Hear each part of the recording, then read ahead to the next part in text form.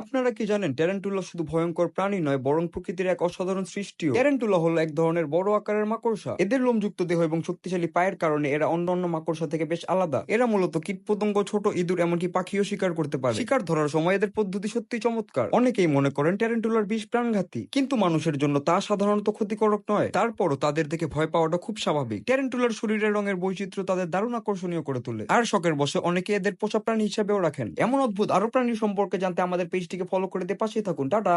আপনারা কি জানেন ট্যারেন্টুলা শুধু ভয়ঙ্কর প্রাণী নয় বরং প্রকৃতির এক অসাধারণ সৃষ্টিও। ট্যারেন্টুলা হলো এক ধরনের বড় আকারের মাকড়সা। এদের লোমযুক্ত দেহ এবং শক্তিশালী পায়ের কারণে এরা অন্যান্য মাকড়সা থেকে বেশ আলাদা। এরা মূলত কীটপতঙ্গ, ছোট ইঁদুর, এমনকি পাখিও শিকার করতে পারে। শিকার ধরার সময় এদের পদ্ধতি সত্যি চমৎকার। অনেকেই মনে করেন ট্যারেন্টুলার বিষ প্রাণঘাতী, কিন্তু মানুষের জন্য তা সাধারণত ক্ষতিকারক নয়। তারপরও তাদের দেখে ভয় পাওয়াটা খুব স্বাভাবিক। ট্যারেন্টুলার শরীরের রঙের বৈচিত্র্য তাদের দারুণ আকর্ষণীয় করে তোলে, আর শখের বশে অনেকে এদের পোষা প্রাণী হিসেবেও রাখেন। এমন